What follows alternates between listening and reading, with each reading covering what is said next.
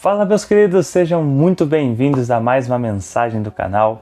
Esse canal só serve para abençoar a sua vida, para te dar instrução, direção e levar até você as boas novas do Senhor. E na mensagem de hoje eu quero falar sobre o que você tem feito com aquilo que Deus tem te entregado. E a nossa mensagem de hoje começa com o livro de Números, no capítulo 11, do verso 4 até o verso 6. E ele vai dizer o seguinte: um bando de estrangeiros que havia no meio do povo de Israel encheu-se de cobiça e de gula. E até os próprios israelitas tornaram a reclamar, murmurando: quem nos dará carne para comer? Nós nos lembramos do peixe que comíamos como por um nada no Egito, dos pepinos, dos melões, das verduras, das cebolas e dos alhos. Agora estamos definhando, privados de tudo, e os nossos olhos nada veem senão este maná. Eu quero que você comece a refletir um pouco mais sobre essa história e vamos aprofundar nela para entendermos a respeito de alguns aspectos da nossa vida que, hora ou outra, eles acabam surgindo. E o primeiro deles é: não caminhe com pessoas que não estão debaixo da tua promessa. Daniel, como assim? Quando nós olhamos para esse texto, nós vemos que a murmuração dos israelitas voltou a acontecer por causa do comportamento das pessoas estrangeiras. E se vocês olharem os capítulos anteriores de Êxodo e de Números, você vai ver que a libertação que Deus promoveu para o povo foi para o povo israelita e não para os estrangeiros. Mas por terem estrangeiros infiltrados ali no meio dos israelitas, eles começam a promover, eles começam a abusar da bênção, eles começam a surrupiar a bênção, eles começam a ficar com os olhos altivos sobre a bênção. Porque se eles começam a se encher de gula, quer dizer que eles estavam comendo mais do que deveriam do maná. E Deus havia dado uma instrução certa para Moisés de como deveria ser lidado com o maná. E o maná tinha sua porção devida para cada pessoa. E quando esses estrangeiros estão ali no meio, eles começam a ter o pecado da gula. Ou seja, eles estavam comendo muito mais do que deveria. E por esse comportamento deles, agora os israelitas começam a murmurar. E por causa dos israelitas estarem murmurando, eis então que se começa todo o problema. Porque quando nós começamos a reclamar daquilo que nós estamos recebendo de Deus, o nosso desejo, a nossa mente entende que aquilo que nós vivíamos anterior à promessa é muito melhor do que aquilo que nós estamos vivendo agora. Só que o que às vezes nós não conseguimos compreender é que entre a promessa liberada e até recebermos a promessa, existe todo um trajeto onde Deus nos prepara para recebermos a nossa bênção. E o povo de Israel estava sendo preparado para receber a bênção deles, que era a terra prometida. Porém, nesse meio do caminho, eles começam a olhar os estrangeiros e eles começam a sentir saudade do tempo da escravidão. E essa saudade foi tão profunda no coração dos israelitas que eles dizem o seguinte, aqui no verso 5, nós nos lembramos dos peixes que comíamos por um nada no Egito. Algumas traduções vão dizer, nós lembramos do peixe que nós comíamos de graça no Egito. O que eles não estão entendendo é que eles estavam pagando o preço daquele peixe com a vida deles, porque no Egito eles eram escravos e não pessoas livres. E sabe o que me chama a atenção nesse texto? É que por causa de uma influência de umas pessoas que não estavam debaixo da promessa, os israelitas se esqueceram da promessa para onde eles estavam caminhando. E assim é todas as vezes que você começa a caminhar com pessoas que não entendem a promessa que está sobre a tua vida, essas pessoas te atrapalham de ir em direção ao alvo daquilo que Deus entregou sobre você. As pessoas não têm obrigação de acreditar na palavra que está sobre a tua vida, porque Deus entregou a palavra para você e não para as pessoas que estão ao teu redor. Por isso, quando você perceber que tem uma pessoa que está caminhando contigo e que não entendeu a tua promessa, trate de tirar ela da tua vida, porque senão ela vai fazer com que você murmure. Essa é aquela pessoa que vai chegar do teu lado e falar assim, você está aí servindo esse Deus, mas você não sai do lugar, você não consegue alcançar nada na tua vida. Se afaste de pessoas que atrapalham você de confiar e continuar caminhando em direção à promessa que Deus liberou sobre a tua vida. Pessoas que não acrescentam absolutamente nada na tua vida não podem caminhar com você. Porque é por causa de pessoas assim que você começa a tirar os olhos da promessa, que você começa a se comparar e que você começa a acreditar que o tempo da escravidão era muito melhor do que o tempo da libertação. Você começa a acreditar que o tempo em que você estava preso sob jugo de alguém, sob o jugo de uma emoção, sob o jugo do pecado, que aquele tempo era muito melhor. E é exatamente isso que os israelitas dizem. Ah, como era bom aquele tempo que nós comíamos peixe, pepino, melão, verdura. Eles estavam com saudade até de cebola e alho. E eles ficam se lembrando daquilo que eles tinham, mas eles se esqueceram que eles tinham tudo isso a troco de ter uma corrente nos seus pés e nas suas mãos. Eles não podiam ir para lugar nenhum. E sabe o que é mais incrível? Quando chega no verso 6, eles fazem o que para mim é uma das piores coisas que pode acontecer. Eles não apenas se esqueceram do tempo da escravidão que eles viveram, como também eles começam a ser ingratos com o milagre que Deus estava concedendo sobre eles. Sabe, estava acontecendo algo praticamente impossível com o povo de Israel. Eles estavam se alimentando no meio do deserto, um lugar onde tinha absolutamente nada, onde nada brota, um lugar onde a vida não consegue circular. Eles eram alimentados todos os dias. E ainda assim eles conseguiram ser ingratos, porque no verso 6 eles vão dizer o seguinte: agora nós estamos definhando, privados de tudo, os nossos olhos nada veem, senão só esse maná. Algumas traduções vão dizer, nós não vemos mais nada, só o maná. Como assim só o maná? O maná era a resposta do milagre que eles precisavam. O maná era literalmente o milagre de Deus acontecendo na vida deles. O maná era o símbolo de que Deus não iria abandoná-los até que eles chegassem à promessa deles. O maná era símbolo de que existia um povo que havia sido separado por Deus para viver milagres, para viver coisas extraordinárias. Mas quando nós sentimos saudade da nossa escravidão, é como se nós olhássemos para tudo que Deus está fazendo e falássemos, isso aqui não é o suficiente. O milagre que Deus está me dando não é o suficiente. Só que por que ele não se torna o suficiente? Porque nós não conseguimos compreender que os milagres que Deus faz é apenas um processo até chegarmos na promessa. E sabe, quando nós olhamos para os israelitas, eles estavam falando da prisão do Egito. E nós, nos dias de hoje, estamos falando da prisão do pecado. E tem tantas pessoas que às vezes olham e falam assim, ser crente é difícil, cumprir os princípios de Deus é difícil. Não é difícil. O problema é que nós nos acostumamos com a escravidão e nós queremos o tempo todo voltar para a escravidão, porque ela só nos faz lembrar daquilo que era prazeroso, mas ela não nos faz lembrar que aquele prazer nos aprisionava. E entenda, se você tem prazer em algo, mas aquilo te aprisiona, então isso não é prazer. Se você tem satisfação em algo, mas isso te aprisiona, então isso não é satisfação. Isso nada mais é do que uma escravidão, isso é um jugo, isso é um vício. Se algo te gera prazer, mas te prende naquilo ali, isso se chama vício. E você pode estar passando por um vício emocional, você pode estar viciado na presença de alguém, você pode estar viciado em uma substância, você pode estar viciado até mesmo em comida, você pode estar viciado em qualquer coisa. Tudo aquilo que te gera prazer e te torna escravo dele, não está te levando para a liberdade. Eu quero ler com você um próximo texto que está lá no livro de Tiago, no capítulo 1. Tiago, capítulo 1, versos 23 a 25. Ele vai dizer o seguinte, Tiago, capítulo 1, do verso 23 ao verso 25. Vai dizer o seguinte, porquanto, se alguém é ouvinte da palavra e não praticante, é semelhante a um homem que contempla o próprio rosto no espelho. E depois de admirar a si mesmo, sai e logo se esquece da sua aparência. Porém, a pessoa que observa atentamente a lei perfeita, a lei da liberdade, e nela persevera, não sendo ouvinte negligente, mas praticante zeloso, será muito feliz em tudo o que empreender. Olha o que o livro do apóstolo Tiago está nos dizendo. Vamos ler de novo.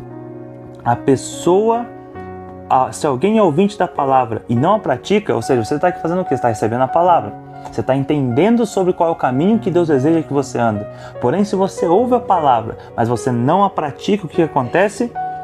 É como se você fosse um homem que contempla o próprio rosto no espelho. E depois de admirar a si mesmo, sai e logo se esquece da sua aparência. Então o apóstolo Tiago está dizendo o seguinte, se você ouve a palavra, mas você não coloca ela em prática, é como se você olhasse no espelho e daqui 3 segundos você já se esquecesse do que você viu no espelho. Então de nada ela funciona. Porém, a pessoa que observa atentamente a lei que é perfeita, ou seja, a instrução de Deus ela não tem erros, ela é perfeita para a sua vida. E ele continua, ela não é apenas perfeita, ela não é apenas perfeita para a tua vida, ela é também a lei da liberdade. Enquanto muitas pessoas encaram a vida de um cristão como uma prisão, na verdade essa é a verdadeira liberdade. Por quê? Porque o estar debaixo da lei não me torna escravo, mas é o melhor para a minha vida. Porém, quando eu estou debaixo do pecado, eu me torno escravo do pecado, porque eu não consigo me libertar dele. Mas estar debaixo da lei de Deus faz com que eu seja livre para fazer aquilo que eu bem entender, inclusive pecar. A lei me deixa livre para tudo, para adorar a Deus completamente, como também me deixa livre para pecar. Porém, a diferença é que a lei não me torna escravo, e toda vez quando eu peco, eu me torno escravo do pecado. E o apóstolo Tiago continua, na segunda parte do verso 25, e nela persevera. Vocês vão ver, vou ler mais um texto, vocês vão perceber que a palavra perseverança vai vir seguida de muitas coisas. Quando nós olhamos para a história de Josué e Caleb, eles perseveraram naquilo que eles acreditavam, eles perseveraram na promessa de Deus. Enquanto os outros espias diziam que a terra estava inundada de gigantes, que era muito perigosa, Josué e Caleb perseveraram na palavra que Deus tinha entregue sobre a vida deles. E por causa disso, eles puderam entrar na terra prometida. Foram as únicas duas pessoas de toda uma geração que saiu do Egito que conseguiu verdadeiramente desfrutar da promessa, porque eles perseveraram na promessa que foi liberada sobre a vida deles. E o apóstolo Tiago continua: aquele que persevera, não sendo ouvinte negligente, mas praticante zeloso, será muito feliz em tudo o que empreender. E Daniel, por que eu vou me tornar muito feliz em tudo que eu empreender? Porque a partir do momento que você está debaixo da lei, que você cumpre os princípios, você começa a colher as promessas. Quanto mais princípios eu cumpro, mais promessas eu consigo colher. E no livro de Gálatas, no capítulo 5, no verso 1, vai dizer o seguinte: o grande apóstolo Paulo vai escrever a seguinte mensagem para nós. Gálatas, capítulo 5, verso 1. Gálatas capítulo 5, verso 1. Foi para a liberdade que Cristo nos libertou. Portanto, permanecei firmes e não vos sujeiteis outra vez a um jugo de escravidão. Sabe o que o apóstolo Paulo está nos dizendo? Jesus já deu para você a autoridade de se libertar de todos os vícios e de toda a escravidão na tua vida. Mas se você decidir quebrar esses princípios e voltar ao jugo de escravidão, é você quem está escolhendo. Sabe o que ele está nos dizendo aqui? Deus nos deu autoridade para escolhermos sairmos debaixo da escravidão do pecado. Deus nos deu uma oportunidade, um caminho, Ele nos deu a chave das nossas correntes que nos prendem à escravidão do pecado, para que possamos viver uma vida em liberdade a partir de Jesus Cristo. Mas para isso eu preciso fazer o quê? Permanecer firme. Permanecer firme no quê, Daniel? Na liberdade que Cristo me deu. E qual é a liberdade que Cristo me deu? A liberdade de cumprir a palavra de Deus, a liberdade de cumprir os princípios de Deus. Ainda vai dizer mais no verso 13, ainda de Gálatas capítulo 5, caros irmãos, fostes chamados para a liberdade, portanto, todavia, não useis a liberdade como desculpa para cair na tentação da carne. Antes, sede servos um dos outros mediante o amor. Olha o que Paulo está dizendo, Jesus já te libertou, mas não use dessa sua liberdade para voltar aos desejos da carne ou para cair nos desejos da carne. Pelo contrário, use dessa liberdade para amar as outras pessoas. Use dessa tua liberdade para amar a Deus sobre todas as coisas. Daniel, como é que eu faço isso? Permanecendo firme aos princípios.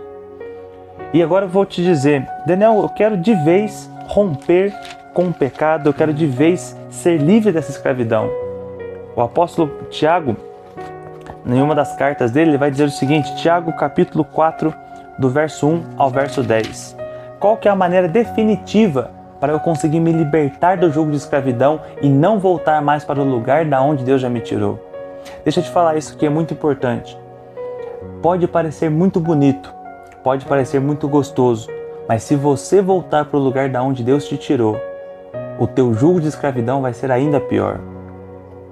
Sabe, o povo do Egito já estava muito próximo da promessa, mas começaram a murmurar e queriam voltar àquilo que havia escravizado eles por tanto tempo. Não volte para o lugar da onde Deus te tirou. Se Ele te tirou de lá porque o seu tempo lá acabou, se Ele te tirou daquele trabalho é porque o seu tempo lá já acabou, se Ele te tirou daquele relacionamento de namoro, de amizade que não estava mais dando certo é porque o seu tempo lá já acabou. Não volte para o lugar da onde Deus já te tirou, mas permaneça com os olhos fitos no alvo, que o alvo é Cristo. Permita-se ser renovado por Deus. Permita-se ser transformado pelo Espírito Santo de dentro para fora, para que você consiga viver verdadeiramente uma nova vida e uma nova fase diante daquilo que Deus espera de você. E no livro de Tiago, capítulo 4, no verso 1, o título desse texto é Nossa Guerra contra as Paixões.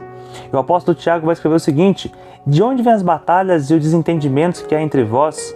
De onde, senão das paixões que guerreiam dentro de vocês? Toda intriga que é causada entre nós vem diretamente das paixões que estão dentro de nós. E ele continua: cobiçais e nada tendes, matais e invejais, porém não conseguis obter o que desejam. Viveis a brigar e a promover contendas, todavia nada conquistas, porque não pedem. Olha o que o apóstolo Tiago está dizendo. Vocês estão vivendo uma fase onde vocês cobiçam, invejam, matam um ao outro, mas vocês não conseguem alcançar absolutamente nada. Quando o que vocês precisavam fazer é muito simples, é simplesmente pedir. Mas o verso continua, agora no verso 3.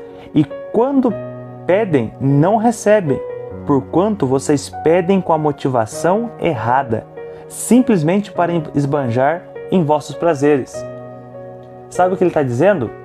Por que às vezes Deus não atende a tua oração? Porque você ainda está pedindo as coisas com base nos teus vícios, com base na tua escravidão. Se eu não tiver o meu coração transformado e liberto por Jesus, se eu não tiver a minha mente transformada e liberta por Jesus, tudo que eu pedir a Deus vai ser sempre em função da escravidão que eu estou vivendo. E é por isso que a Bíblia diz, foi para a liberdade que Cristo vos libertou, porque a partir do momento em que Cristo entra na tua vida, os teus pedidos param de ser egoístas e para satisfazer a tua escravidão. Mas eles começam a ser pedidos que vão te libertar para uma nova fase. E é quando você começa a ter coragem de, ao invés de ajoelhar e pedir a Deus uma bênção financeira, ou pedir a Deus para que permaneça uma pessoa na tua vida, tu começa a ajoelhar e pedir: Deus, seja feita a tua vontade na minha vida. Deus, se o Senhor deseja, tira essa pessoa do meu caminho. Pai, se não é da tua vontade, tira esse contrato da minha frente. Senhor, se for da tua vontade, não derrama sobre mim essa bênção. Pai, eu quero mais da tua presença. Pai, eu quero ter um coração quebrantado. Eu quero ter um coração humilde, um coração que perdoa. Quando você vive a verdadeira liberdade daquilo que Cristo promoveu na tua vida, a tua oração muda, os teus pedidos mudam e você começa a viver a plenitude da bênção de Deus sobre a tua vida. Entenda, quando Jesus entra na tua história, Ele te tira de uma escravidão que muda até mesmo os teus pedidos. E é isso que Tiago está escrevendo. E ele diz mais uma vez, no verso 4, adúlteros, ou não estáis cientes de que a amizade com o mundo é inimizade contra Deus? Ora, quem quer ser amigo do mundo, torna-se inimigo de Deus. Ou imaginais que é sem razão que a Escritura afirma que o Espírito que Ele fez habitar em nós, zela com ciúme os seus?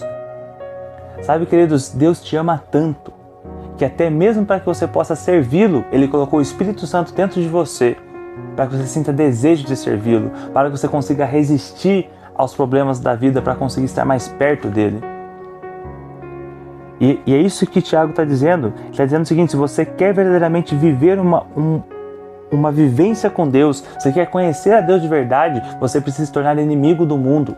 E o mundo vai te ensinar a usar a Deus como seu mordomo. O mundo vai te ensinar a usar a Deus como se fosse um gênio da lâmpada, onde você apresenta os teus pedidos para Ele e Ele entrega tudo aquilo que você quer.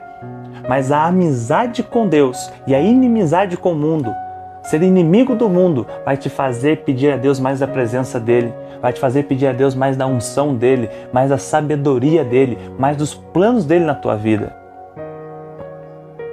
E ele continua ainda, agora no verso 6, todavia ele nos outorga graça ainda maior. Por isso, declara a Escritura, Deus se opõe aos arrogantes, mas concede graça aos humildes. Portanto, sujeitai-vos a Deus, resisti ao diabo, e ele fugirá de vós. Achegai-vos a Deus, e Ele acolherá todos vós. Pecadores, limpai as vossas mãos, e vós que tendes a mente dividida pelas paixões, purificai o seu coração.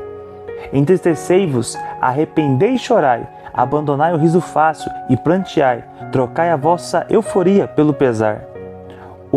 Humilhai-vos na presença do Senhor, e Ele vos exaltará.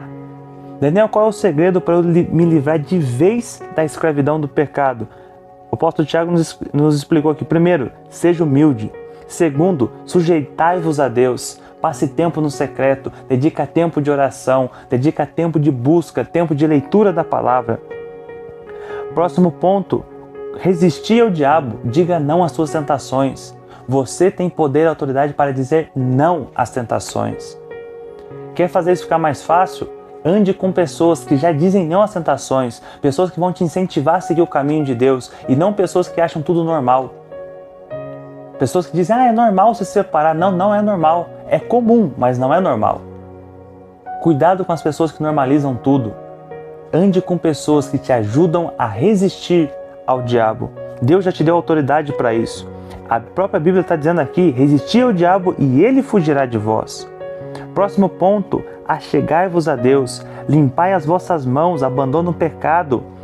Você que tem a mente dividida pelas paixões, purifica o teu coração. Enche o teu coração daquilo que é bom. Realmente se arrependa, chore na presença de Deus, entrega para Ele o teu coração e diz para Ele, Senhor, eu preciso da tua ajuda porque eu quero ser liberto por completo. Eu quero ser lavado e remido no sangue do Cordeiro. Meus queridos, uma coisa eu posso garantir. O caminho até a terra prometida ele não é o mais fácil, ele é um deserto. Ele é quente, a noite faz frio, muitas vezes você vai estar sozinho, vai dar medo, mas ele vale a pena. Por isso não se esqueça. Não volte para o lugar da onde Deus te tirou. Não volte para a escravidão da onde Jesus já te libertou. Ele já pagou o preço pela tua vida. Por isso adore-o, esteja diante dele, porque ele tem o melhor para você. Feche os teus olhos, eu quero orar pela tua vida. Pai, nós te damos toda a honra, glória e louvor, porque o Senhor nos libertou, o Senhor nos fez seres livres, Pai. Nós sabemos o alto preço que o Senhor pagou para a nossa liberdade. Por isso eu clamo a Ti neste momento, fortalece a cada um que ouve essa mensagem agora, para que eles não voltem mais ao lugar de onde o Senhor já os tirou. Espírito Santo de Deus, faz fluir dentro de nós a Tua presença, a Tua unção. Tira todas as escamas dos nossos olhos e faz-nos olhar em direção ao sonho que o Senhor tem para cada um de nós. Espírito Santo de Deus, nos reveste de poder e de autoridade para resistirmos ao diabo, para quebrarmos de vez os grilhões que nos aprisionam ao pecado e nos levem em direção à terra prometida. Assim nós oramos e já te agradecemos pela autoridade do nome de Jesus. Amém. Muito obrigado, meus queridos, por estarem comigo em mais essa mensagem. Na semana que vem, nós temos mais uma mensagem poderosa para a tua vida. Deus abençoe, toda sorte de paz, sabedoria e prosperidade sobre você e toda a tua casa, em nome de Jesus.